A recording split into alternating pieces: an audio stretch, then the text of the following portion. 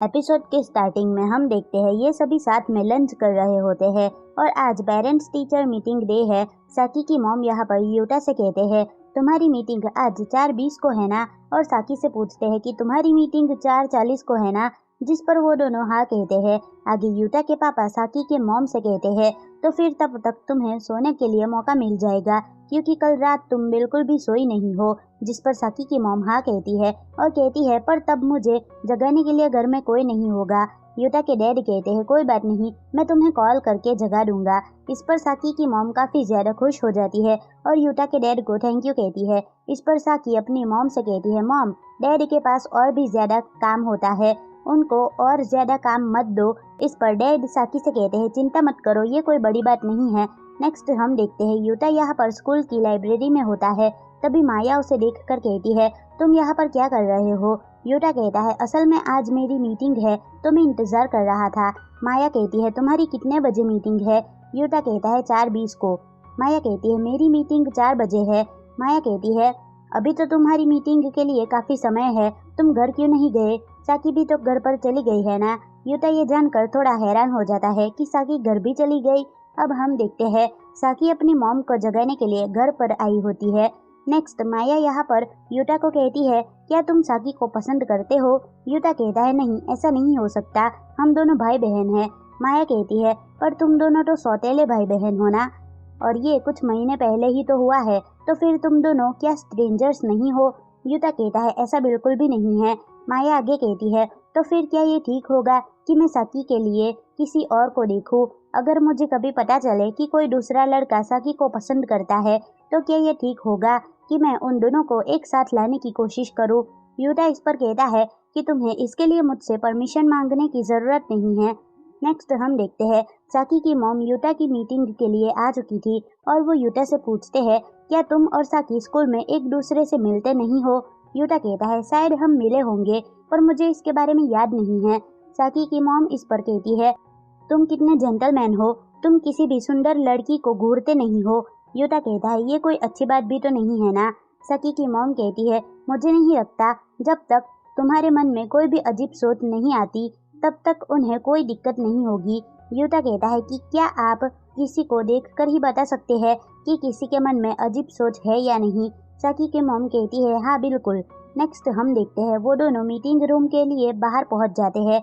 Meeting में जाने से पहले साकी की मॉम यूटा से कहते हैं मैं अपना बेस्ट दूंगी। इधर टीचर यहाँ पर यूटा की तारीफ करते हुए कह रहे होते हैं अगर वो ऐसे ही कड़ी मेहनत करता रहेगा तो वो टोक्यो की किसी भी बड़ी यूनिवर्सिटी में पढ़ सकता है। साकी की मॉम इस पर काफी खुश होती है और कहती है क्या सच में। टीचर कहती है हाँ, मुझे यकीन है, ऐसा इसलिए क्योंकि आपने उस पर बहुत ध्यान दिया है और उसका पालन पोषण बहुत अच्छे से किया है। साकी की मॉम इस पर थोड़ी सी घबरा जाती है और कुछ नहीं कह पाती। तभी यूटा टीचर से कहता है हाँ मैं अपनी मॉम का बहुत ही शुक्रगुजार हूँ। साकी की मॉम ये सुनकर काफी हैरान होती है। आगे टीचर यूटा से कहते हैं इसके बाद तुम्हें सिर्फ ये सोचना है कि तुम कहाँ पर अप्लाई करने वाले हो, तुम जहाँ भी जाना चाहते हो तुम्हें मेरी अप्रूवल मिल जाएगी। यूटा इस पर टीचर को थैंक यू कहता है। नेक्स्ट साकी जब मीटिंग के लिए यहाँ पर आती है तब वो रूम के बाहर से अपनी मॉम और यूटा की बातों को सुन लेती है। साकी की मॉम यूटा के ऊपर खुश हो रहे होते हैं और यूटा से कहते हैं तुमने जो कहा उसके लिए तुम्हारा बहुत शुक्रिया, मुझे तुम पर बहुत ही ज्यादा गर्व है। मुझे काफी ज्यादा खुशी है कि तुम मुझे अपनी मॉम के तौर पर देखते हो। और वो इतना ज्यादा खुश हो जाते हैं कि उनके आंखों में खुशी के आंसू आ जाते हैं और वो यूटा से आज रात के डिनर के बारे में भी पूछने लगती है। नेक्स्ट हम साकी की मीटिंग का सीन देखते हैं। टीचर कहती है फर्स्ट टर्म के दौरान मैं साकी को लेकर थोड़ी सी चिंतित थी, उसके बिहेवियर के बारे में कुछ बुरी अफवाहें भी फैल रही थी। हालांकि अब मैं चीजों को अलग नजरियों से देख रही हूँ। साकी को देखकर मैं ये कह सकती हूँ कि जैसी अफवाहें उसके बारे में फैल रही है वो वैसी नहीं है। मैं जानती हूँ ऐसे दूसरे टीचर भी है जो कि उसके रूप रंग के बारे में ऐसी वैसी बातें करते रहते हैं, लेकिन मैं समझ सकती हूँ तुम अच्छे कपड़े पहनना और सुंदर दिखना चाहती हो, इसलिए मैं बस एक ही बात कहना चाहती हूँ, उसे हाई स्कूल में स्टूडेंट के हिसाब से एक लिमिट के अंदर रखने की कोशिश करो। जिस पर साकी हाँ कहती है। देन टीचर उसकी फ्यूचर प्लान के बारे में बात करने लगती है और कहती है सेकंड टर्म से ही तुम्हारा लैंग्वेज आर्ट सुधरना शुरू हो गया था, कि आगे तुम किसी कॉलेज के बारे में सोच रही हो जहाँ पर तुम अप्लाई करने वाली हो। साकी कहती है मैं ऐसा कॉलेज ढूंढना चाहती हूँ जहाँ पर ट्यूशन फीस कम हो और जो मुझे नौकरी के लिए अच्छी पोजीशन दे सके। इस पर टीचर उसे सुकिनोमिया वुमेन्स कॉलेज के बारे में सजेस्ट करते हैं। ये वही कॉलेज होती है जहाँ पर सियोरी पढ़ती है। साकी उस कॉलेज के बारे में सुनकर कहती है ये तो बहुत ही बड़ा कॉलेज है ना, क्या मैं इसमें पढ़ सकती हूँ? इस पर टीचर कहती है तुम्हारी करंट परफॉर्मेंस को देखकर मैं ये कह सकती हूँ अगर तुम कड़ी मेहनत करती हो तो तुम इसमें पढ़ सकती हो और यहाँ पर पढ़ने से तुम्हें ज़रूर एक अच्छी नौकरी भी मिलेगी। ये एक पब्लिक कॉलेज है इसीलिए यहाँ पर ट्यूशन फीस भी कम है। ये वही कॉलेज है जिसकी तुम तलाश कर रही हो। साकी कहती है पर मैंने इस कॉलेज के बारे में कभी नहीं सोचा था। टीचर कहते हैं क्यों ना तुम खुद जाकर इस कॉलेज को देख लो। देखो इस वीकेंड में उनका एक ओपन कैंपस भी है। नेक्स्ट साकी और उसकी मॉम घर जाने लगते हैं। साकी की मॉम उससे कहती है अब तुम क्या करोगी? उस पर साकी कहती है मैं कल उस कॉलेज को देखने के लिए जाऊंगी। साकी की मॉम इस पर कहती है मैं बहुत ही खुश हूँ कि मेरे दोनों ही बच्चे बहुत अच्छे स्टूडेंट हैं। टीचर ने यूटा को कहा है कि वो किसी भी बड़े कॉलेज में जा सकता है। ये सुनकर साकी काफ़ी हैरान हो जाती है। फिर अगले दिन सियोरी साकी को देखकर काफ़ी खुश होती है और साकी सियोरी को देखकर काफ़ी हैरान होती है।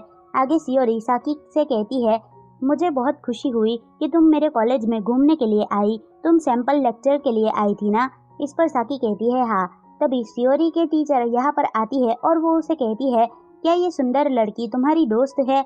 सियोरी साकी से कहती है ये है कुडो सेंसेई जो कि आज एथिक्स के ऊपर सैंपल लेक्चर दे रही है। देन वो कुडो सेंसेई से कहती है ये अयासे साकी है जो कि मेरे साथ किताबों की दुकान में काम करती है। देन कुडो सेंसेई साकी को काफ़ी करीब से देखकर कहती है मैं बता सकती हूँ कि तुम अभी काफ़ी परेशानी से जूझ रहे हो। देन वो साकी को अपने ऑफिस में बुलाती है और उससे कहती है मैं शायद तुम्हें वो आंसर दे पाऊँ जिसकी तुम्हें तलाश है। नेक्स्ट हम देखते हैं यूटा को। वो जब क्रैम स्कूल में आता है तो वो यहाँ पर फुजिनामी को देखता है।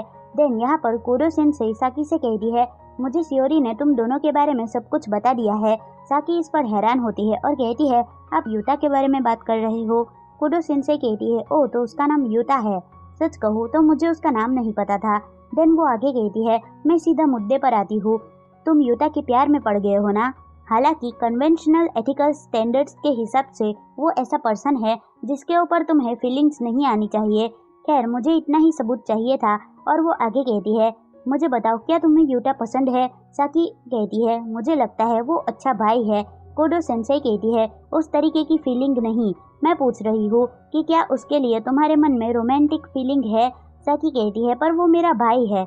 कुडो सेंसेई कहती है पर सौतेला। साकी कहती है सौतेला भाई ही क्यों ना हो पर वो मेरा भाई तो है ना। कुडो सेंसेई कहती है फिर भी वो सिर्फ कुछ महीने पहले ही तुम्हारा भाई बना है। नेक्स्ट हम यूटा और फुजिनामी को देखते हैं। ये दोनों साथ मिलकर कन्वीनियंस स्टोर में लंच खरीदने आते हैं। नेक्स्ट हम साकी को देखते हैं। कुडो सेंसेई उससे कहती है मुझे लगता है हमारे बीच कोई गलत फहमी है। साकी इस पर कहती है आपका क्या मतलब है? कुडो सेंसेई कहती है क्या होगा अगर ये रोमांटिक फीलिंग ना हो? साकी कहती है ऐसा नहीं हो सकता। कुडो सेंसेई कहती है शांत हो जाओ। सियोरी ने मुझे जो कहा उसके बारे में सोचते हैं ऐसे लगता है जैसे कि तुम्हारी पर्सनल स्टाइल मजबूत बन के तुम्हारे सामने आ गई है। तुम्हारी रूप रंग ऐसी चीज़ है जिसे तुमने बहुत केयरफुली बनाया है। हालांकि तुम एक हाई स्कूल की स्टूडेंट हो लेकिन फिर भी तुम यहाँ पर आए एक टॉप कॉलेज को देखकर मुझे लगता है तुम उससे कहीं ज़्यादा सीरियस हो।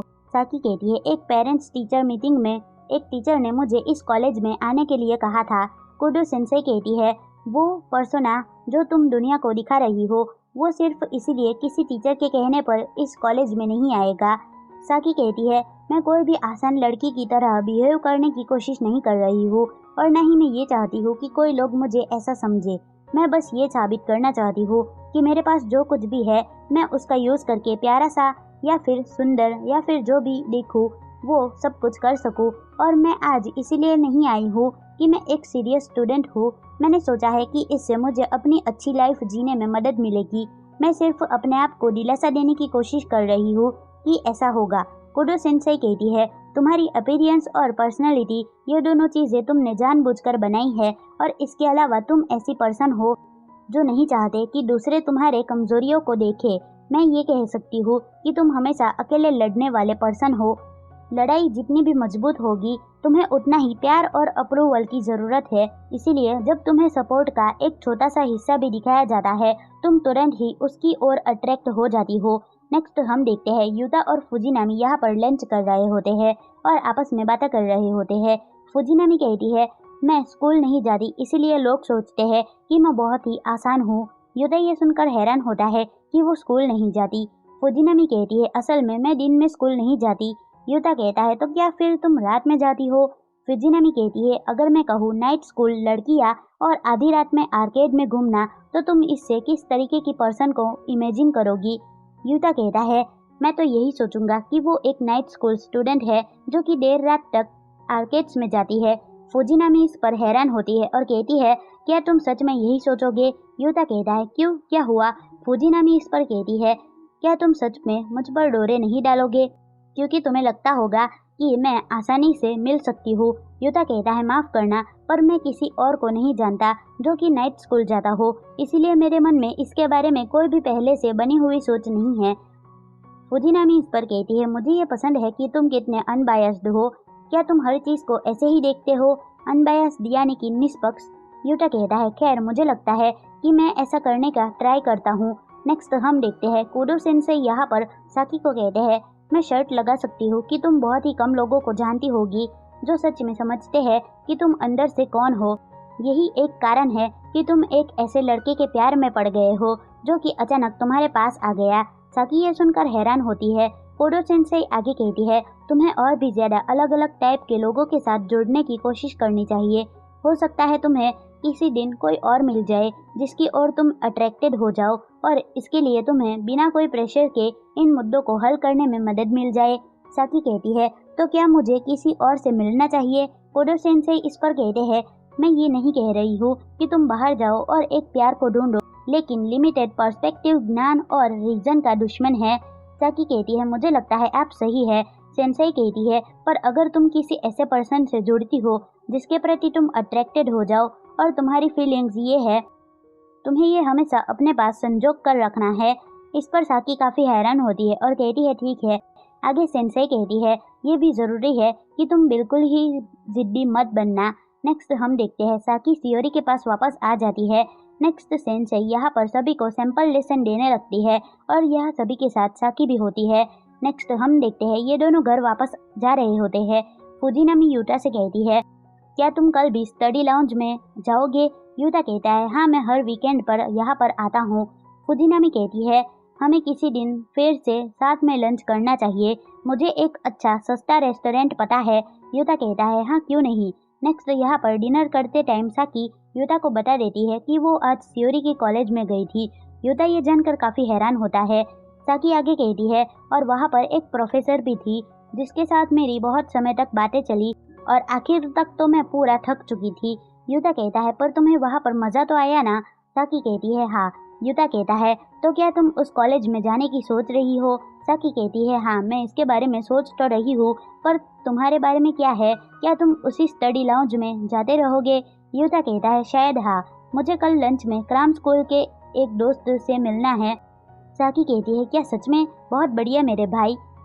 युता मन में कहता है वो सही कह रही है, ये सच में एक अच्छी बात होनी चाहिए। साकी की मुलाकात किसी ऐसे पर्सन से हुई जिसने उसे कॉलेज जाने के लिए इनकरेज किया और मुझे एक दोस्त मिला जिसके साथ मैं क्राम स्कूल में बात कर सकता हूँ। हम दोनों ही न्यू कनेक्शंस बना रहे हैं। चीज़ें इसी तरह ही होनी चाहिए। हम सभी की अपनी अपनी अलग अलग प्लान्स है और हमारे रास्ते एक दूसरे से नहीं मिलते। धीरे धीरे हम इसके और भी करीब पहुँचते रहेंगे और एक बिल्कुल नॉर्मल 17 साल के भाई बहन बनने के लिए रेडी रहेंगे। और ये एपिसोड यहीं पर ख़त्म होता है। आपको ये एपिसोड कैसा लगा मुझे कमेंट में ज़रूर बताना। मिलते हैं नेक्स्ट वीडियो में। बाय।